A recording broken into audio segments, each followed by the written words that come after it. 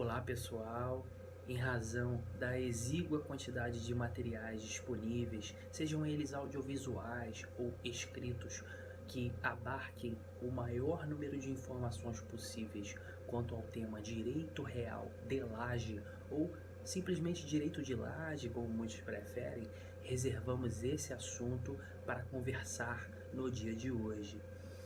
Sabemos que a Lei 13.465, de 11 de julho de 2017, é fruto da conversão da medida provisória 759 de 2016, que engendrou no ordenamento jurídico inúmeras inovações quanto à regularização fundiária em sua modalidade urbana ou rural.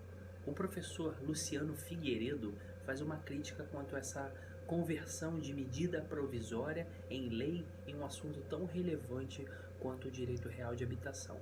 Mas fica essa nota porque numa prova subjetiva ou num certame oral é uma nota diferenciadora. Então vamos continuar. Em linhas gerais, o direito real de habitação é mais uma tentativa de organizar a proliferação da informalidade fundiária e o crescimento desordenado de nossas construções, consolidando, formalizando uma estrutura já evidente em nossa sociedade. O professor Nelson Rosenwald, em uma de suas publicações, diz que o direito real de laje ele refugia do perfil oitocentista de uma propriedade monista. O que ele quer dizer com isso?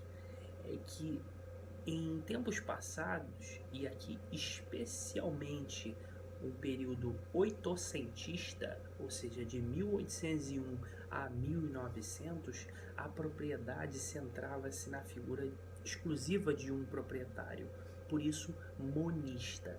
Contudo, essa regra já é excepcionada muito por alguns institutos já estudados da seara civil, como o condomínio e a composse. Mas vamos ao artigo 1510-A, que inaugura o tema direito real de habitação. E ele diz: o proprietário de uma construção base poderá ceder a superfície superior ou inferior de sua construção, a fim de que o titular da laje mantenha unidade distinta daquela originalmente construída sobre o solo. Vamos fazer um jogo de perguntas e respostas aqui para não alongar em demasia a nossa explanação, nossa singela aqui explanação. Alguns autores criticam o termo laje, a terminologia laje. Mas por quê? Dizem que a terminologia laje não é a mais técnica. Deveria o legislador ter optado por direito de sobrelevação. Ademais, outro fundamento contrário à adoção do termo laje é que essa terminologia parece admitir somente andares superiores, e o direito real de laje engendrado no Código Civil, ele não só adota e aceita construções superiores, mas também como infrapartição. Então, Nelson Rosenwald faz uma crítica que a posição, o direito real de laje atualmente deveria sofrer uma qualificação de superfície de segundo grau por sobrelevação por infrapartição. Então é importante anotar isso. Contudo, alerto que o legislador adotou e direcionou para o termo laje. Então, numa prova objetiva, se atenha apenas à letra fria da lei. Numa prova subjetiva, você pode fazer essa digressão quanto ao tema, se houver, claro, espaço e tempo suficiente para tal. Qual é a natureza jurídica do direito real de laje? Como a localização topográfica do Código Civil não ajuda, podemos recorrer ao parágrafo 9º do artigo 176 da Lei de Registros Públicos, com redação alterada pela Lei das Lajes. E lá é possível já responder à nossa indagação proposta que a natureza jurídica do direito real de laje é uma espécie de direito real de propriedade e faculta aos seus titulares todos os poderes inerentes à propriedade. E aqui vamos usar aquele recurso mnemônico que nos ajuda a memorizar, o UGD, que é usar, gozar e dispor. Perdão. O que é regularização fundiária?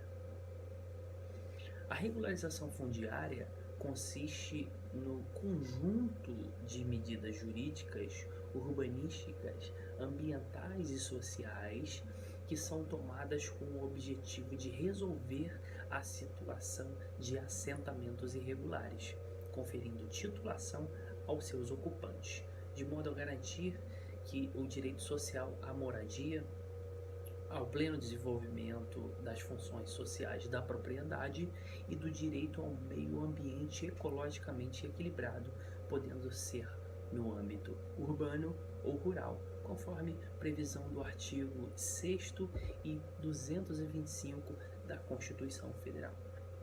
Existe diferença entre o direito de propriedade e o direito à propriedade? A resposta é positiva sob a ótica de Nelson Roosevelt. Eis que o direito de propriedade está previsto no artigo 5º, inciso 22 da Constituição Federal, como uma garantia institucional e direito fundamental individual, fundado na liberdade do indivíduo de se apropriar de bens e de excluir terceiros. É o sujeito passivo universal. Já o direito à propriedade está previsto no caput do artigo 5º da mesma Bíblia Política da Constituição Federal de 88, como expressão do Estado Democrático de Direito pela via de universalização do acesso à propriedade. É possível a construção base ter uma matrícula distinta da laje? Esse fenômeno gera alguma consequência? A resposta também é positiva. Pela análise detida do artigo 1510-A do Código Civil, já podemos concluir que há autonomia definitiva da edificação em contato ao solo e as edificações superiores ou infrapartições, como já aqui narramos. E isso gera não só uma autonomia de matrículas e registros próprios, mas também gera uma autonomia tributária, o que pode sujeitar a propriedade do solo, mas a sobrelevação e a laje em 3 matrículas distintas com 3 cobranças de IPTU. Então, fica ligado nessa dica. Como temos a cisão da propriedade, alguns autores afirmam que o direito de laje é direito de superfície e não direito real.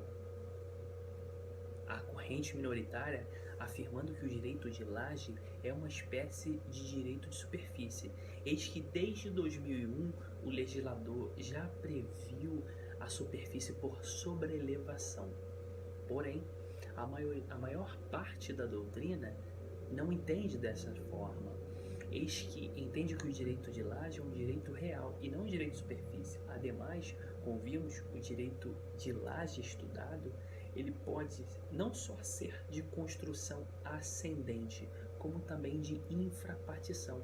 É aí a sua singela distinção dessa figura engendrada em 2001 pelo legislador, que é a sobrelevação. Mas o que vem a ser direito de superfície?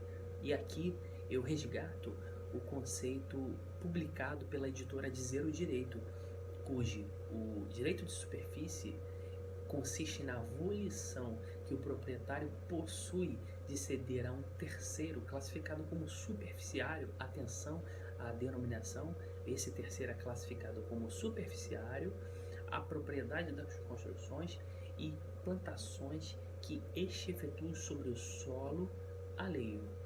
Porém, a superfície é temporária. Com o advento do seu termo final, extingue-se todos os direitos, ônus e gravames sobre ela incidente. E outra, a autonomia do direito de superfície não permite a abertura de matrícula própria na propriedade superficiária. Todos os atos que afetam a propriedade e os sujeitos a elas relacionados serão registrados em uma matrícula exclusiva. E quanto ao direito de laje? Como vimos, o direito de laje é perene, é perpétuo e não se extingue pelo decurso do prazo ou advento do termo. Depois de formalizada, haverá redução definitiva da propriedade do titular. No material disponível na descrição do vídeo, eu coloquei um quadro sinótico com singelas diferenciações entre o direito de superfície e o direito de laje. Vamos reviver? O direito de superfície, ele é a propriedade resolúvel do artigo 1375. Não demanda matrícula autônoma, é uma suspensão temporária da acessão, mas a titularidade continua do proprietário e sujeita-se ao cancelamento do direito real ao final do prazo previsto na averbação do registro.